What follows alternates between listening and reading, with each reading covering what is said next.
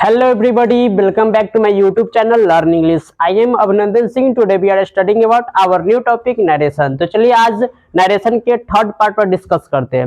Video start करने से पहले अगर आप मेरे चैनल पर नए हैं तो चैनल को सब्सक्राइब करें, लाइक करें, कमेंट करें और शेयर करना ना भूलें। तो चलिए वीडियो को हम स्टार्ट करते हैं। तो हम इस वीडियो लेक्चर में समझेंगे कि कोई भी डायरेक्ट स्पीच को, कोई भी डायरेक्ट नरेशन को, डायरेक्ट स्टेटमेंट को इनडायरेक्ट में हम बदलते समय टेंस में किन किन प्रकार का चेंज करेंगे, तो हम सब वीडियो में इस लेक्चर में देखेंगे। उससे पहले देखिए यहाँ पे कुछ नोट्स दिया गया है जो आप लोग ध्यान से देखिएगा। अगर आपका स्टेटमेंट डायरेक्ट में है और वो टेंस सिंपल प्रेजेंट है तो उसको इनडायरेक्ट में करते समय उस टेंस को हम चेंज कर देंगे। अगर सिंपल प्रेजेंट है तो उसको चेंज करके सिंपल पास्ट में कन्वर्ट करेंगे। अगर आपका टेंस इन्वर्टेड कॉमा के अंदर, कोटेशन मार्क के अंदर अगर टेंस का नेचर अगर सिंपल प्रेजेंट का है तो उसको इनडायरेक्ट बनाते समय हम सिंपल पास्ट में कन्वर्ट कर देंगे। अगर सेंटेंस का नेचर अगर प्रेजेंट कंटिन्यूअस है, टेंस का अगर नेचर प्रेजेंट कंटिन्यूअस है तो उसको चेंज करके पास्ट कंटिन्यूअस में कन्वर्ट कर देते हैं। अगर प्रेजेंट परफेक्ट है तो उसको पास्ट परफेक्ट में कन्वर्ट कर देते हैं। अगर टेंस आपका प्रेजेंट परफेक्ट कंटिन्यूअस है उसको चेंज करके हम पास्ट परफेक्ट कंटिन्यूअस में कर देते हैं। अगर आपका टेंस सिंपल पास्ट में है तो उसको चेंज करके पास्ट कंटिन्यूअस में नहीं करके पास्ट परफेक्ट में चेंज कर देते हैं। अगर आपका टेंस पास्ट कंटिन्यूअस है उसको चेंज करके पास्ट परफेक्ट कंटिन्यूअस में चेंज कर देते हैं।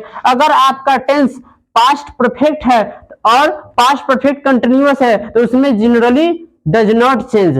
अगर आपका कोई भी स्टेटमेंट के अंदर इन्वर्टेड कॉमा के अंदर शैल और विल दिया गया तो उसको चेंज करके शुड और वुड में चेंज कर देते हैं।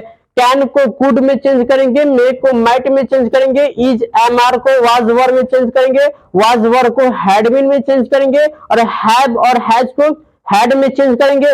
Should would might could generally does not change, यानी इसको चेंज हम नहीं करेंगे। अगर आप लोग नोट्स देख लिए तो चलिए एग्जाम्पल की तरफ बढ़ते हैं और एग्जाम्पल सॉल्व करके देखते हैं। तो चलिए एग्जाम्पल सॉल्व करने से पहले एक और नोट्स पर ध्यान दे लेते हैं। देखिए नोट्स कहता है कि अगर आपका रिपोर्टिंग वर्ब पास्ट में हो, अगर आपका रिपोर्टिंग वर्ब पास्ट में हो तब रिपोर्टिंग वर्ब सेड के जगह पर हम टोल्ड अप्लाई करते हैं और इन्वर्टेड कॉमा कोटेशन मार्क के अंदर हम टेंस में परिवर्तन करेंगे। जो आप लोग को तुरंत ही रिवाइज करवा है कि अगर डायरेक्ट में टेंस रहे तो उसको किस टेंस में हम अप्लाई करेंगे। तो चलिए एग्जांपल की तरफ बढ़ते हैं। मेरा पहला एग्जांपल दिया हुआ है, he said to me I am your friend. तो ये जो आपका जो दिया हुआ सेंटेंस है ये डायरेक्ट सेंटेंस है, इसको हमें कन्वर्ट करना है इनडायरेक्ट स्टेटमेंट में। और सबसे पहले देखते हैं इसका जो रिपोर्टिंग वर्ब है वो सेड है यानी पास्ट में है, यानी इसमें लगने वाला टेंस भी परिवर्तन होगा और आपका पर्सन भी चेंज होगा। तो चलिए हम ट्राई करते हैं क्वेश्चन बनाने का। तो आपका जो ही है वो ही रह जाएगा क्योंकि सब्जेक्ट डज नॉट चेंज। अब रिपोर्टिंग वर्ब जो सेड है वो टोल्ड में चेंज हो जाएगा क्योंकि यहाँ पे रिपोर्टिंग वर्ब पास्ट में है और पास्ट में सेड रहता है, उसको हम टोल्ड में चेंज कर देते हैं। तो ही टोल्ड, यहाँ पे मी आ जाएगा, टू रिमूव होगा, मी आ जाएगा, ही टोल्ड मी। और इन्वर्टेड कॉमा कोटेशन मार्क की जगह पर दैट का प्रयोग करते हैं। He told me that I first person subject के अकॉर्डिंग, सब्जेक्ट मेरा ही है और I मेरा नॉमिनेटिव केस है, तो ही का भी नॉमिनेटिव केस यहाँ पर लेना पड़ेगा। तो ही का नॉमिनेटिव केस ही होता है। अब देखिए, अब is am are was were में चेंज होता है और ही के साथ लगेगा वाज, इसलिए हम वाज लगा दिए। अब यहाँ पे वाज किस प्रकार आया, पिछले हम लेक्चर में आप लोग को डिस्क्राइब कर चुके हैं, इसलिए कंफ्यूज नहीं होइएगा। He was. अब देखिए योर जो है आपका सेकंड पर्सन है, पोसेसिव केस है। सेकंड पर्सन ऑब्जेक्ट के अनुसार ऑब्जेक्ट मेरा मी है और योर आपका पोसेसिव केस, इसलिए मी का पोसेसिव केस आपका हो जाएगा माई। माई और फ्रेंड का फ्रेंड, फ्रेंड का फ्रेंड।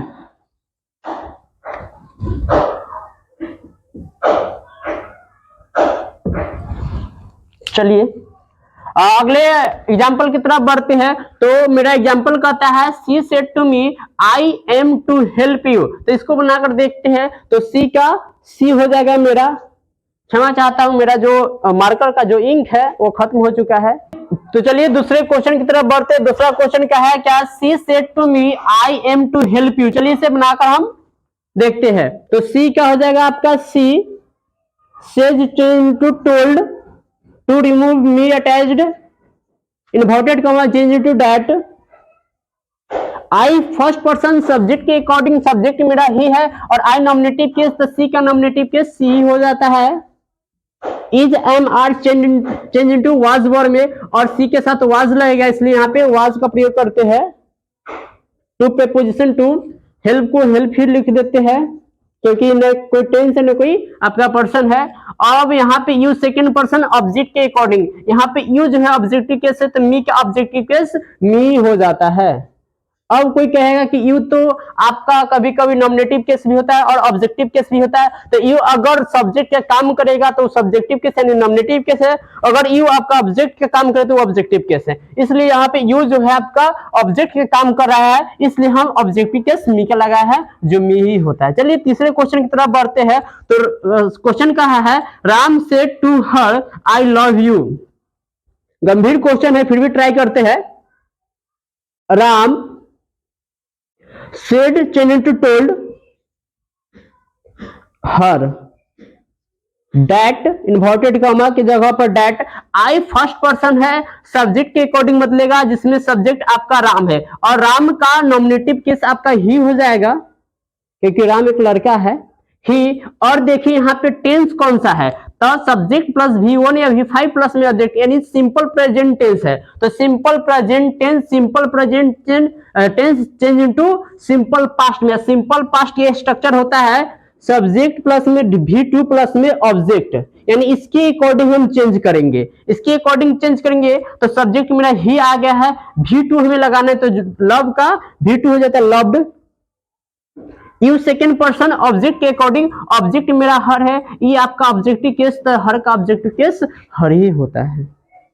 इस प्रकार हम गंभीर क्वेश्चन को बना दिए हैं जिसका आंसर आया है Ram told her that he loved her. चलिए तीसरे क्वेश्चन की तरफ बढ़ते हैं। चौथा क्वेश्चन का है क्या, he said to me I can defeat you. चलिए इसे बनाकर देखते हैं। जहां पर ही को ही लिख देते हैं, सेड आपका टोल्ड में कन्वर्ट हो जाएगा और मी इन्वर्टेड कॉमा की जगह पर that. I first person subject के अकॉर्डिंग, सब्जेक्ट मेरा ही है तो ही का नॉमिनेटिव केस ही हो जाएगा और कैन चेंज इनटू कुड। यहां पे देख सकते हैं कैन जो है कुड में चेंज हो जाता है, कुड, ही कुड। अब यहां पे अगर कहेंगे कि डिफीट के डिफीटेड क्यों नहीं लिखे, तो आप लोग मॉडल्स भरेंगे कि हमेशा मॉडल्स वर्ड के बाद हमेशा V1 का प्रयोग करते हैं, इसलिए यहाँ पे वर्ब में चेंजिंग नहीं किए हैं और कैन का कुड कर दिए। अब देखिए यू जो है आपका सेकंड पर्सन है, ऑब्जेक्ट के अकॉर्डिंग बदलेगा और ऑब्जेक्ट मेरा मी है और ये आपका ऑब्जेक्टिव केस है तो मी का ऑब्जेक्टिव केस मी हो जाएगा। यानी इसका बन गया he told me that he could defeat me. चलिए लास्ट क्वेश्चन, पांचवा क्वेश्चन पर ट्राई करते हैं। ही का ही हो जाएगा आपका, सेड आपका टोल्ड में कन्वर्ट हो जाएगा, मी आ जाएगा inverted comma that. I first person subject के अकॉर्डिंग, सब्जेक्ट आपका ही है, ही वांटेड। अब देखिए इसमें हल्का सा टेंस देखेगा, सब्जेक्ट प्लस में V2 प्लस में ऑब्जेक्ट, सब्जेक्ट प्लस में V2 प्लस में ऑब्जेक्ट।